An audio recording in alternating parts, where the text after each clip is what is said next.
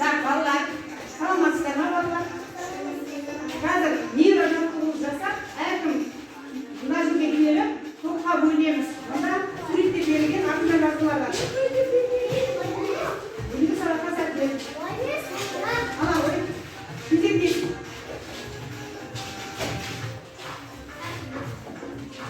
Жақсы, бұл нейрожаттығу балалар. Сіздердің қолдарында бұл сөздерді жаттықтыру үшін біреуін алда бірге отыр. Бірге отыр. Ала қойды. Үшке бар. Екіге бар. Ала қойды. Аларына қойды қойды. Жақсы. Қатса шелеске. Қандай болды? Адамның дене мүшелері. Адамның дене мүшелері. Енді балалар. Тақтаға назар аударайық. Тақтада адамның дене мүшелері тұр екен. Адамның дене мүшелері 3 бөлікке бөлінеді екен балалар. Олар бас мүшелері, қол иық белдеуі және аяқ жамбас белдеуі екен. Енді бас мүшелеріне нелер жатады екен? Ерлар, айтамын бас мүшелеріне не жатады? Шаш жатады тағы.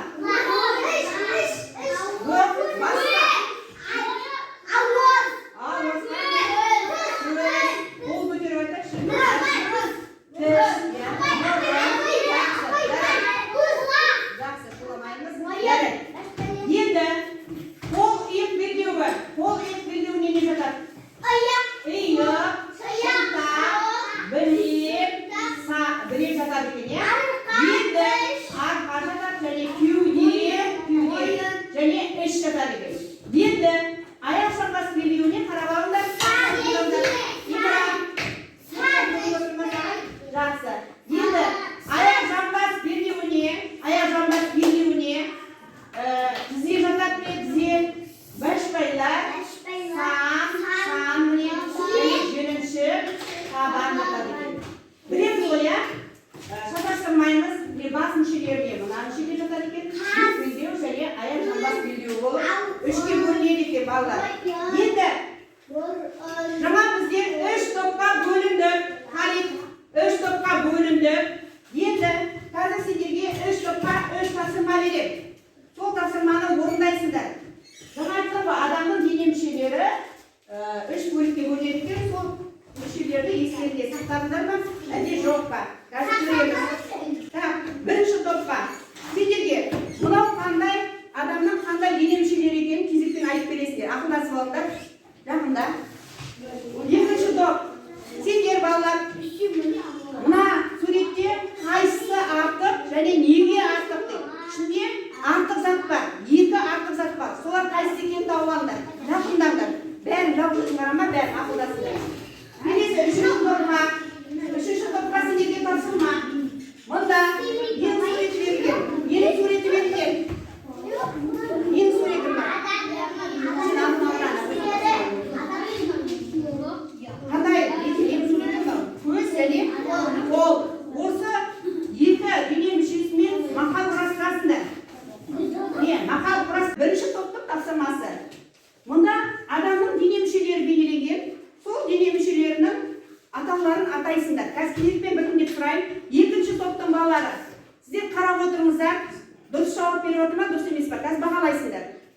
Ал екінші топты, үшінші топ бағалайсыңдар. Үшінші топты бірінші топ бағалайды. Жақсы ма? Ал кеттік. Жақсы. Енді Айлина тұра ғой. Айлина, мынау не? Бұл бас. Жақсы. Ерғазы, мынау не? Көз. Бұл көз. Көз не үшін керек? Қарау үшін керек. Жақсы. Аяла, мынау не? Ауыз, иә? Ауыз не үшін керек? Ауыз тамақ жеу үшін керек. Және тағы не істейміз ауызбен? Сөйлейміз, дұрыс айтасың. Ай сезім. Так. Сұлтан айта ғой. Мынау не? Мұрын не үшін керек? Демалу үшін керек, иә? Ауа жұту үшін керек. Жақсы. Ұлжан. Так, Ұлжан мынау не? Қол не үшін керек? Сосын тағы не істейміз сіздер? Жазу үшін. Сендер ал мына бірінші топтың балалары дұрыс жауап берді ма? Қайыр? жауап бер. Қалай бағалайсыңдар? Жарайсыңдар, өте жақсы. Енді екінші топқа барамыз. Сендер шуламай отырасыңдар. Қай зат артық? Аты не? Қуыршақ және доп артық дейді. Ал қалған суретте нелер екен?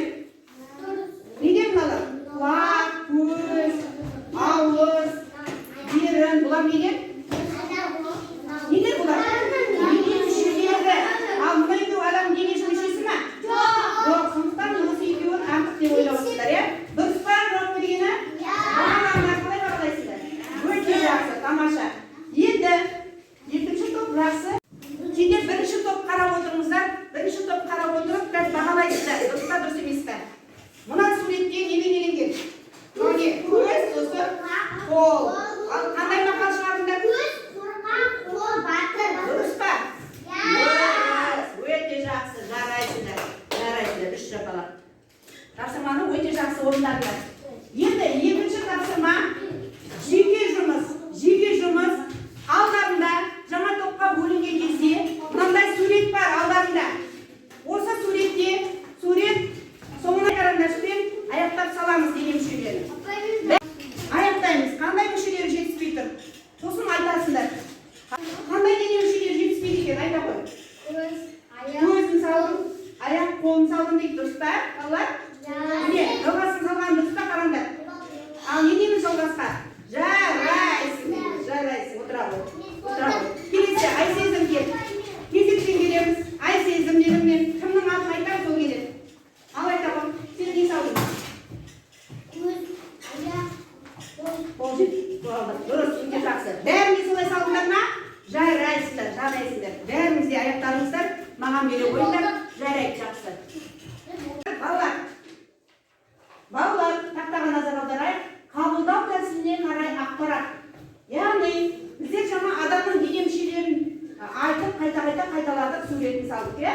Енді көз қандай мүше? Көру үшін екен. Ал құлақ? Есту үшін. Ал дәм сезу үшін қандай не? Ауыз, иә? Тілмен сеземіз. Ал сезу мүшесі не? Қол екен, иә?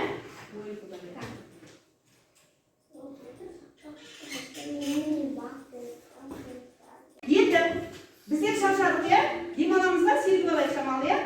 Қайда тұра қойдық? Балалар, бәріміз тұрамыз. Балалар, біздің дене мүшелеріміз сөйлейді екен, балалар. Бас, қалай сөйлейді бас?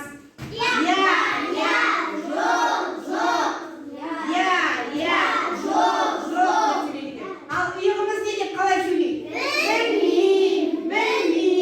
Білмеймін. Ал қолымыз қалай сөйлейді екен?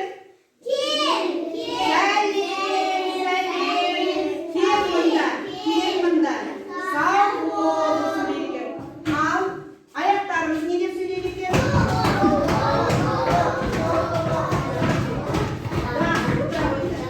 Сеніп алдық па? Енді балалар, мынандай ойын ойлап жүрейік. Жаңағы сабақта өтілген адамның дене мүшелерін тағы да қайталап еске түсіріп жүрейік. Менің алдымда дене мүшелері жатыр столдың үстінде. Қазір кезектен келіп, тақтада бас мүшелері бар, және қол иық белдеуі, аяқ жамбас белдеуі бар. Сол жерлерге мындағы мүшелерді әкеліп орналастырамыз. Кел, ерке келе ғой. Біреуін ал, отыр. Не деген сөз? Көз қай бөлікте орналасқан? Орналастыра ғой. Көз қайда? Суретінің қасына. Көз. Қай саласың? Бұл тез ойланбай. Не оны? Мұрын жақтыра ғой. Қай жерде тұрады мұрын? Мұрын қайда? Мұрынды тез қарап тұрады. Оң қарап тұрады. Не мұрын? Дұрыс. Өте жақсы. Жарайсың. Жалғас.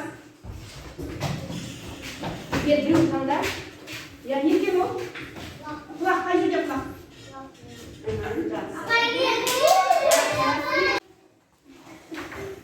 Келе ғой. Қандай сенікі? Қандай мүше? Қайсысы сенікі? Не деген сөз?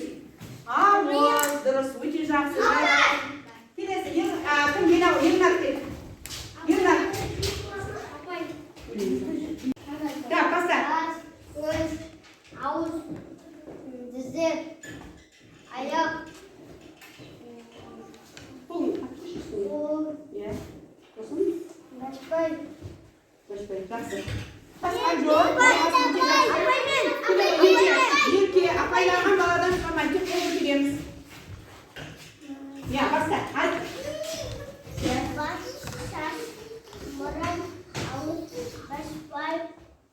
Ya.